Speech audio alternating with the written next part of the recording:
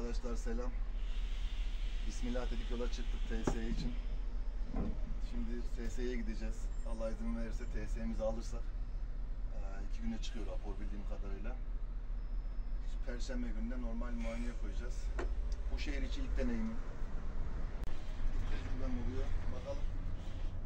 Otobanda problem yok. Yeni gibi zaten. Maşallah var. Şehir içinde de gidiyor inşallah.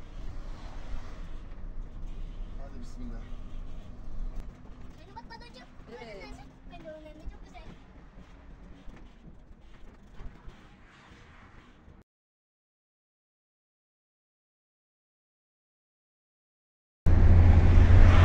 Hemen ne olduysa hemen konuya basıyor.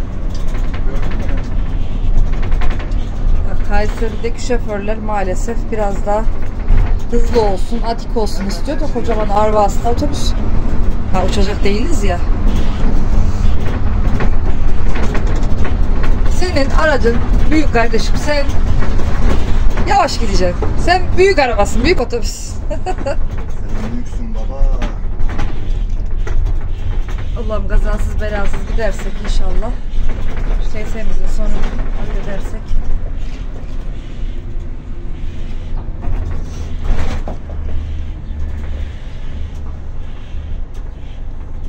Evet, bakayım. Aa! Minnoşum.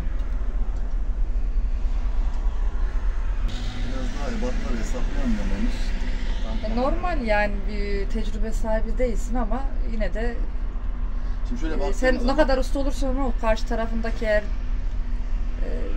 cemi bir şoförse zaten.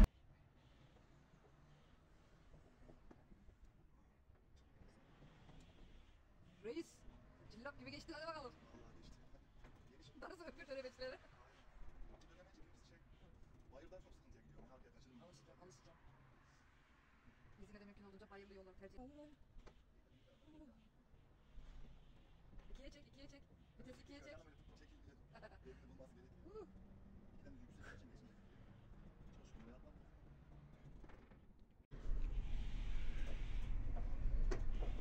Serbest, kaptan.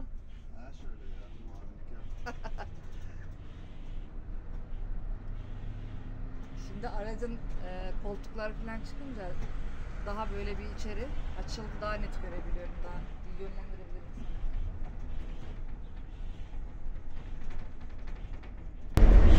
Anya bak nereye geliyoruz.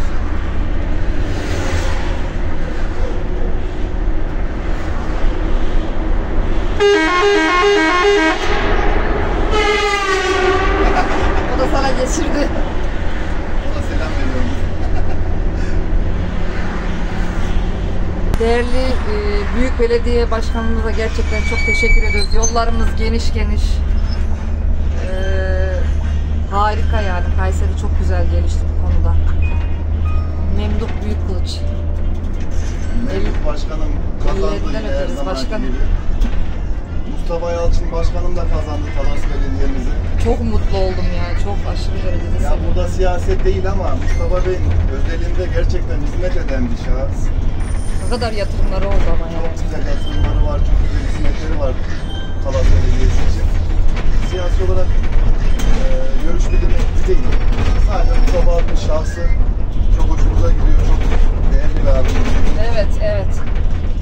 Ondan buradan tebrik ediyoruz.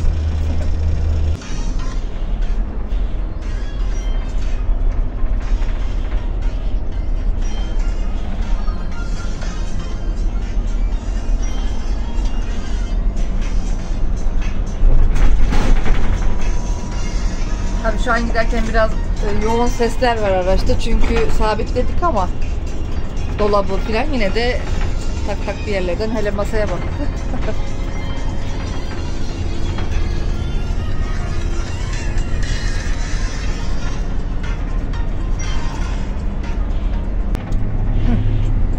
Efendim annem. Üşendim ben de. Efendim? Üşendim. Efendim? Bana bir şey mi dedin?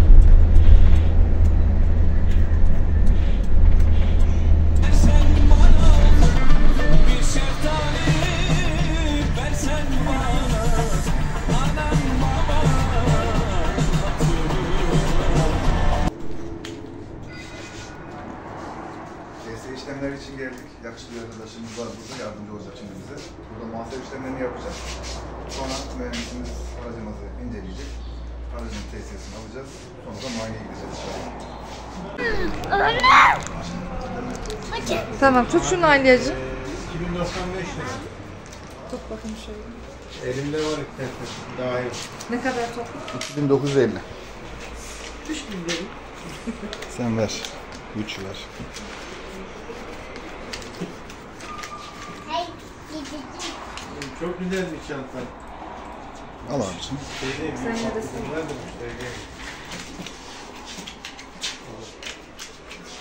Evet, 2100 liraya. Hiç pas vermiyor size. Bu bakkal gibi bir şey var ki çanta. Çok güzelmiş ya. Boya mı o? Nasıl bir oyunmuş öyle? Çok güzel bir oyunmuş ya. Bana her gün olma götürme.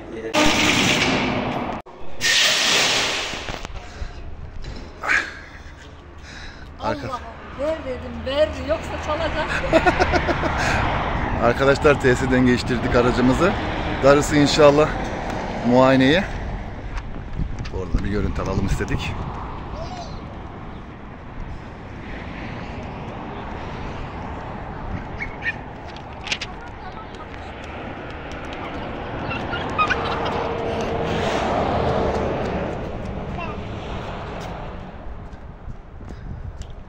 Boy olarak git bitmiyor. Vah. Hadi bakalım. Hadi verme ya.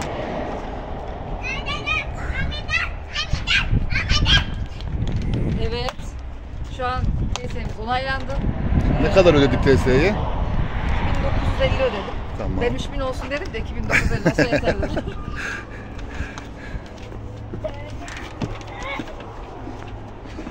Aracımızın TSE'den geçmesi için bazı şartlar var, bahsetmiştim. Ben anlatayım. Yatak sabit olacak. Tabii Dilek Hanım size bahsedecek şimdi. Tamam.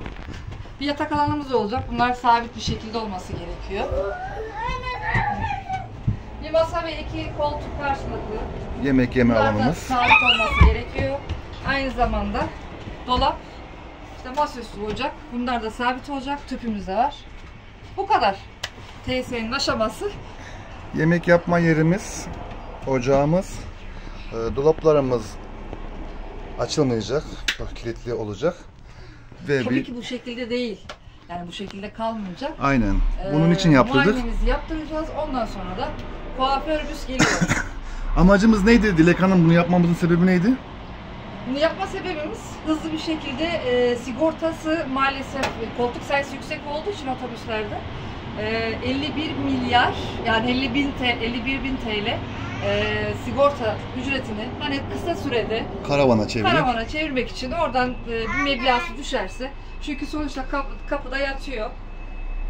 Bu işler de biraz zor işler biliyorsunuz. Bayağı bir zaman alıyor.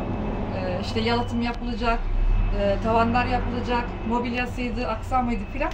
Sürer yani 5-6 ay sürer diye tahmin ediyoruz. İnşallah daha kısa sürede bitiririz. Takipte kalın. Görüşmek üzere. Görüşmek üzere.